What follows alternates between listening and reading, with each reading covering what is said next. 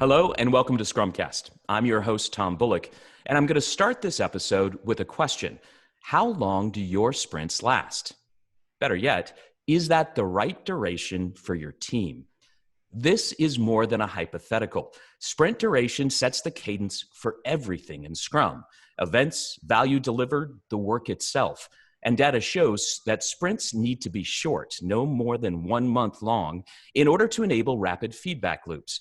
But less than 1 month, that leaves a lot of leeway, and different durations work better for different teams. Getting this right is non-trivial, to say the least. Luckily, two Scrumming consultants have worked up an experiment you can do to help determine your optimal sprint duration and how to know if changing that duration is a process improvement. Joining me now is Dave Slayton, a Scrumming principal consultant. Welcome back, Dave. Thanks, Tom. Glad to be here again. Always fun. Indeed. And introducing Scrum Inc.'s Kendra West, another of our favorite people. Hey, Kendra. Hello. Thanks for having me today. Happy to be here. Good to hear. Thanks for joining us. So, Dave, I'm going to start with you. What should teams consider when determining the duration of their sprints? Well, there's a lot to that, Tom, but we'll dive in kind of one step at a time. And I'll start by using the phrase that you introduced with, which is the rapid feedback loops. Now, if you look at the Scrum guide, it is up to 1 month long sprints, or 4 weeks to be specific. But when you take 4 weeks to deliver something, there's that much more time for what you're delivering to vary from what the market or the customers or the stakeholders actually need by the time you interact with them again.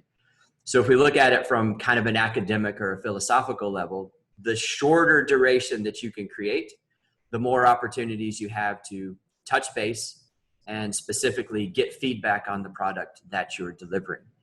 If we take it to an extreme, we could say, well, we could go all the way down to 1 day or 1 hour sprints. And then we need to look at the balance there of, are we actually delivering value in that time duration for that increment?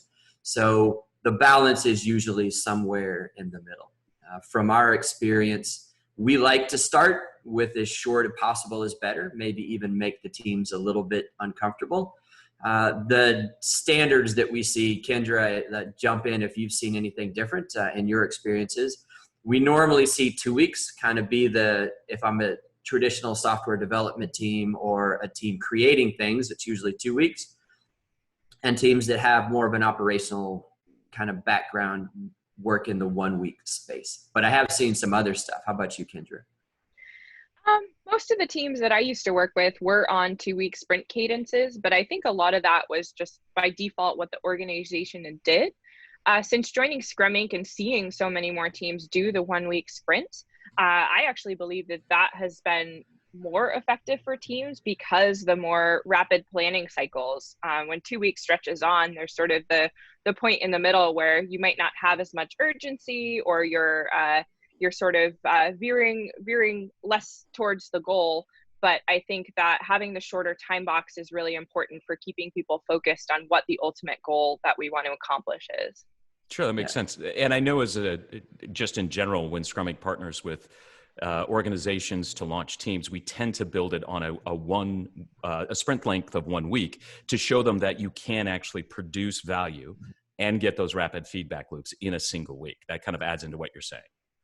Yeah, so there's a number of reasons actually, Tom, that we do the 1 week sprint. One of the most important, and it's maybe selfishly convenient for us or financially driven for the client, is to get as many touch points as we can in a really tight duration while the teams are actually learning and have our coaching on site with them.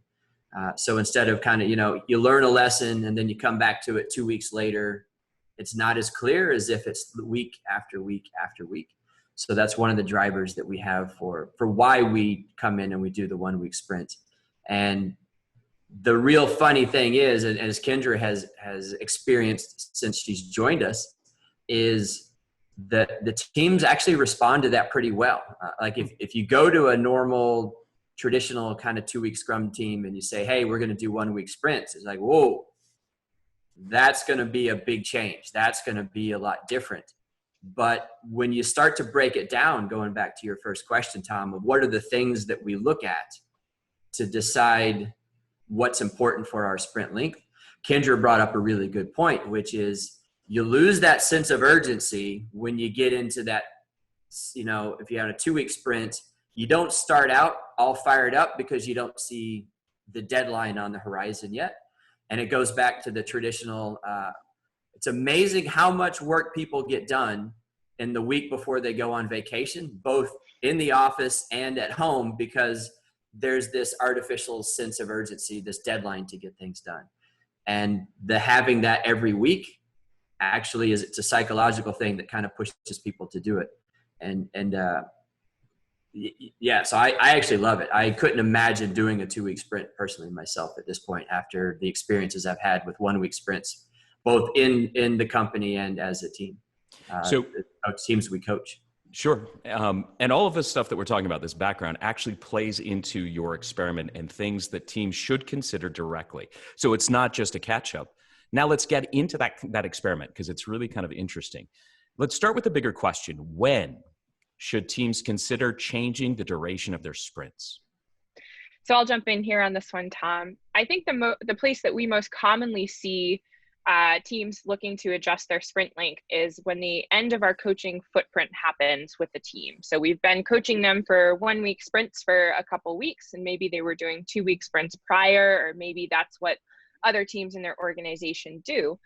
So when folks are facing that question, it's really important to ask why and really understand what are the motivations for changing.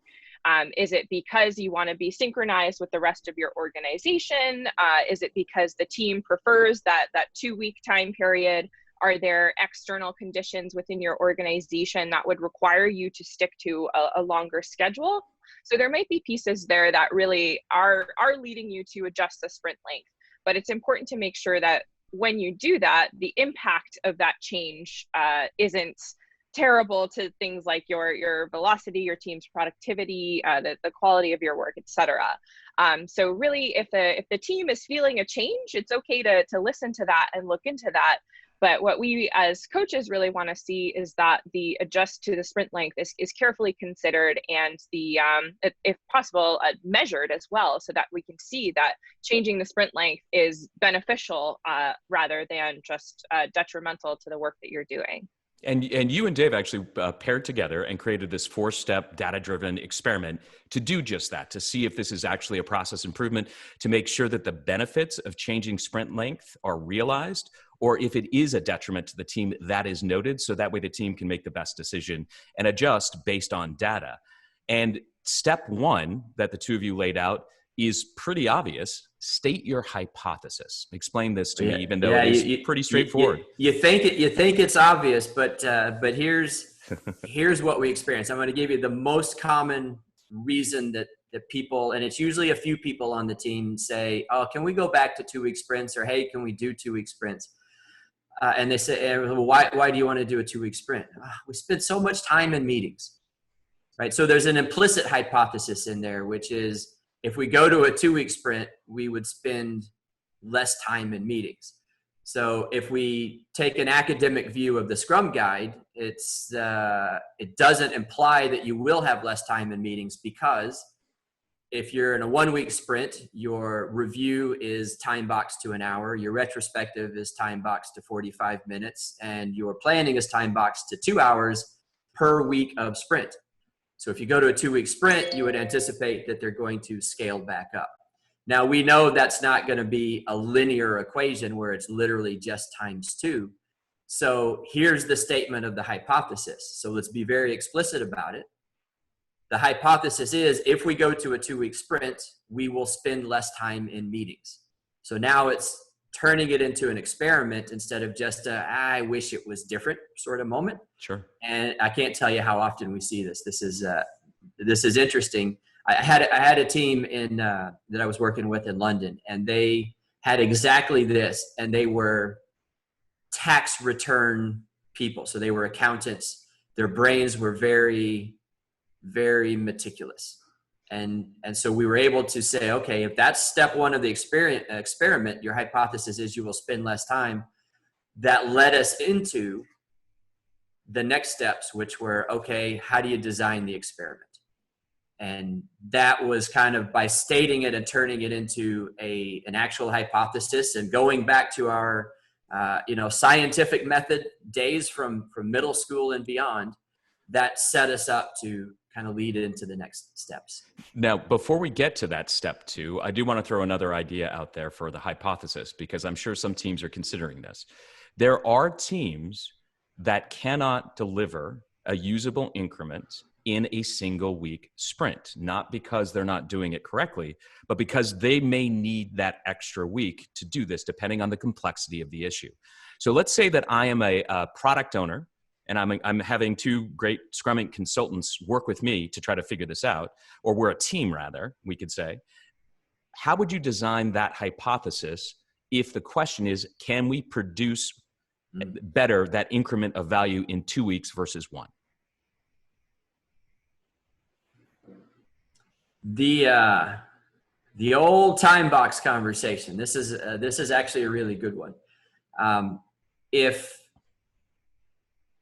the team is in a place where and I'll start with kind of a little bit of a software team analogy here, and then we can expand it out to some other pieces of the puzzle, because this is one of the reasons people say, oh, you can't do Scrum in hardware. This is a lot of people hang an excuse on, we can't deliver anything in 2 weeks, so therefore we can't do Scrum. I guarantee that if we can change the mindset of what it means to deliver something of value, then we could squeeze it all the way down almost to a 1-hour sprint, definitely a 1-day sprint, and 1 week then becomes a really easy piece of the puzzle. So if we translate the deliver something of value from meaning it's in an actual customer's hands, fully deployed, and we're getting market feedback of revenue research and all this kind of stuff, to is it something that we can get feedback on that ensures we're moving in the right direction? Then we now have the right thing that we can deliver. So it becomes a matter of defining what the value proposition is. And a lot of times I use that single phrase of, can you get feedback? So every point of feedback is actually value, and that can be an important element of your sprint length cadence. That makes sense, Dave. All right, so let's move on to that step 2. Kendra, step 2 is design your experiment. You obviously have, well, people probably don't know this, but we obviously do. You spend a ton of time in some pretty impressive labs doing Agile and Scrum. So I'm going to let you tackle the experiment thing, since it's definitely in your wheelhouse. Yeah. Walk us through how best to do that. Totally. So really, first you want to identify the condition you want to change. So if, as Dave mentioned earlier, if it's time, thinking about how much time do you spend in Scrum events now. If it's maybe another thing you want to think about is the amount of stakeholder feedback you're getting. Maybe you think if you wait that extra sprint, or if you add another week or expand the length, that you'll be able to get more feedback. Figure out that variable and then find out how you want to measure it. Another thing you really want to pay attention to is your velocity. Your velocity should increase proportionally to the extra time that you have added to your sprint. You don't want to adjust your sprint length and expand that length of time if actually maybe you're increasing more points, but it's still less points total than you would have gotten, or less value that you would have gotten had you done 2 1-week sprints instead of 1 2-week sprints. So really, once you have that variable, figure out how you want to see that change and where you want it to go, and build your hypothesis around that information. And then step 3 is collect the data. And just Exactly. just like with the hypothesis, it sounds super simple, but you really need to give it some thought to do it correctly. So Dave, can you explain that to us? Well, so I'll go back to my team in London who literally had this hypothesis. And with that meticulous brain, they said, okay, what do we need first is, well, how long do we spend in meetings now? And it was like, oh, it's too much time. No. How much time do we actually spend in the meetings? So now is the designing the experiment part and then collecting the data. They said, okay, so we literally need somebody to run a stopwatch on how much time we spend in every Scrum event that we do. daily scrums, review, retrospective, planning, refinement. Interestingly, they built a by the minute profile. They didn't go down to seconds. They figured that was probably a little too granular, but they built a by the minute profile of how much time they spent during their 1 week sprints, because we had a little bit of runway before our coaching footprint left. And this is a set of data that they got. So collecting the data meant they actually had to add a tiny slice of overhead to their regular working process to make sure that they captured the information that was necessary. And I think that's an important reminder, Dave, that sometimes in order to run these experiments, you have to give yourself a little bit of capacity to do the actual work to learn. So if that's just echoing the importance of process improvement and the retrospective process amongst the Scrum events, because if you're not making the time to think about continuous improvement and build these experiments and actually do them, you're not going to be able to see the impactful changes, and you might be missing out on some value. You say, we don't have time to run that experiment, just jump in, oh, we're doing 2 week sprints now. You're not looking at what value you are losing by making that change without doing it in an educated, thoughtful way. Sure. Which leads us actually nicely to the final step of your 4-part data-driven process, which is, of course, analyzing the results. Now, exactly. Analyzing it's interesting because, again, it sounds very basic. You can do the math and look at the numbers, and that may be right, but I assume that there's a little more nuance in there that should be taken into consideration.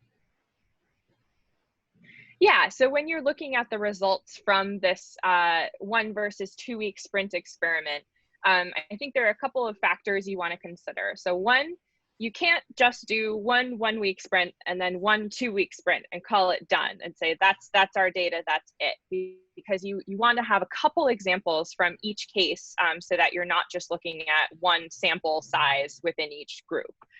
So you're gonna want to do this, repeat this experiment. So say you've been doing 1 week sprints and want to move to 2. Well, you look back at the previous 3 sprints, say, and collect 3 sprints worth of data on whatever topic you're hoping to affect. And then moving forward, make sure once you jump to the 2 week sprints that you're after you repeat that 2 week sprint 3 times, you look at that data again and say, what is the difference? Can we measure that? Can we see that this is beneficial? And maybe the case is there's not a huge difference in value creation between the 1 versus 2 week sprints, and the data is actually pretty consistent. And then in that case, I'd say talk to the team, see what the preference is, see what people are liking, because there is that factor within this decision as well. So it sounds like, to do this right, this is not just a 1v1 experiment that needs to be run. So this is something that teams should also take into consideration. Give it time to play out in order to actually get data that you can rely on, since a lot of this data they can be noisy metrics, right? Velocity, everything else. Is that about right, Dave?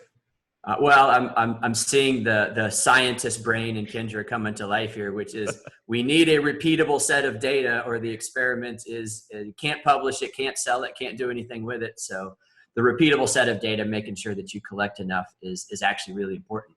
And I think, Tom, you sort of nudged at this a little bit, but I want to dive in here because this is the fun part in the analysis of the data not being straightforward.